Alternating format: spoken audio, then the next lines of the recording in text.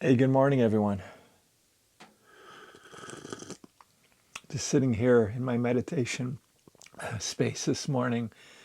Uh, it's a beautiful sunny day out today. Here in Detroit, it's supposed to be about 44 degrees. I think I'm going to get outside and go for a short walk. Even though I'm not supposed to exercise very much because this past Friday I had a heart catheterization procedure done and I'm supposed to take it easy.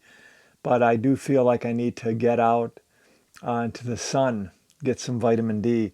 This morning I'm just sitting here sipping a cup of chai tea. I've been avoiding coffee for the last few weeks, and it doesn't really affect me. I don't need coffee in the morning. I just have been drinking it traditionally. I have a cup a day because I don't know why. I do like the taste of coffee though. Anyway, that's not the point of this morning. Today is February 4th, and I meant to make this video yesterday so that it would come out early this morning, so y'all would have it early, but I didn't get a chance to do that yesterday. But we all know that recently, a few weeks back, it was Martin Luther King Jr. Day. It's a national holiday these days, and we honor the spirit of Martin Luther King Jr., spirit of peaceful protest and things like that. He was a big follower of Mahatma Gandhi, even though they never really met. But he followed his principles of nonviolence. So today is a special day because there is one speech that I've listened to over and over and over again by Martin Luther King Jr. And you can find the entirety of this speech on YouTube. Just Google the drum major instinct. It's a beautiful speech, a very powerful speech, and it's still relevant for our times today. Now, the reason that today is so special is that Martin Luther King gave this famous speech, the drum major instinct, on February 4th, 1968. So this was 57 years ago. And exactly 2 months after that speech on February 4th, he was assassinated. Now, there is a part of this speech that is very powerful for me, very profound for me. But I do recommend that you listen to the entirety of it. But there's a section where he's talking about leaving a legacy. And this is something that Abby and I used to do in our yoga coaching programs when we had our yoga studio called House of Yoga here in Berkeley, Michigan. But I still do this today when I coach others. I do have a few other people that I coach, and I always begin by asking them to write their eulogy.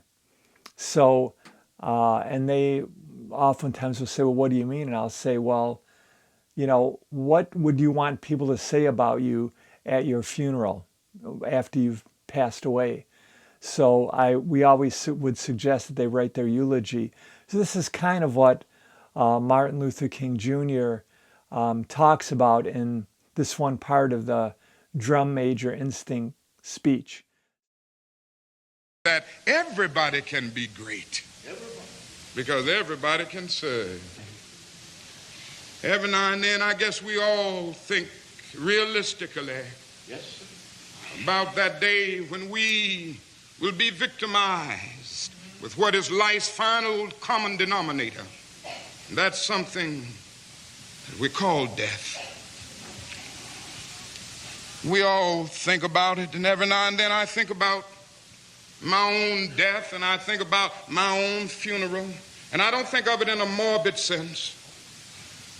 And every now and then I ask myself, what is it that I would want said?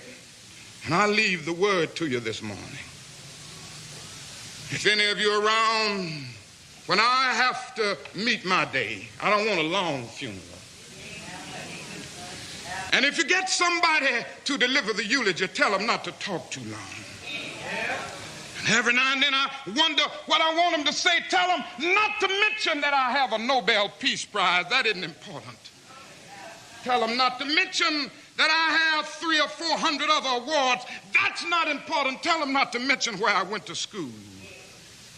I'd like somebody to mention that day that Martin Luther King Jr. tried to give his life serving others. I'd like for somebody to say that day that Martin Luther King Jr. tried to love somebody. I want you to say that day that I tried to be right on the war question. I want you to be able to say that day that I did try to feed the hungry. I want you to be able to say that day that I did try in my life to clothe those who were naked.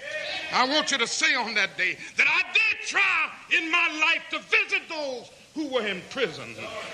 I want you to say that I tried to love and serve humanity. Yes, if you want to say that I was a drum major, say that I was a drum major for justice. Say that I was a drum major for peace. I was a drum major for righteousness. And all of the other shallow things will not matter. I won't have any money to leave behind. I won't have the fine and luxurious things of life to leave behind. But I just want to leave a committed life behind. And that's all I want to say. If I can help somebody as I pass along, if I can cheer somebody with a word of song, if I can show somebody he's traveling wrong, then my living will not be in vain. If I can do my duty as a Christian ought, if I can bring salvation to a world once wrought, if I can spread the message as the Master taught, then my living will not be in vain. Yes, Jesus, I want to be on your right or your left side, not for any selfish reason. I want to be on your right or your left side, not in terms of some political kingdom or ambition, but I just want to be there in love and in justice and in truth. Now, this is obviously very profound. Martin Luther King Jr. clearly says, don't remember me by all of the awards that I have. Remember that I loved, remember that I served, remember that I helped others. And so he's kind of talking about how he wants to be remembered. And I think this is something that can help us to lead a more productive, more useful life if we think about these things from time to time. So my suggestion for you all, like I do quite often, I try to think about what's going to happen after I die. What are people going to remember about me? What are people going to say about me at my funeral, at a memorial that they might do for me? So if you are going to listen to the entire speech, just like I said, just Google Drum Major Instinct on YouTube and you'll find the speech. Some of them are like edited versions. Some of them have the full speech. So I do recommend you listen to the beginning of the speech, at least through the part that I just played for you. And let me know what you think about it. Let me know what lessons you might have learned from it, what Martin Luther King Jr. is trying to tell us. He was a brilliant man, a great, great speaker. I loved his speaking style. He was so powerful and so passionate. So write in the comments what you thought about his speech. All right, my friends, see ya. Bye-bye.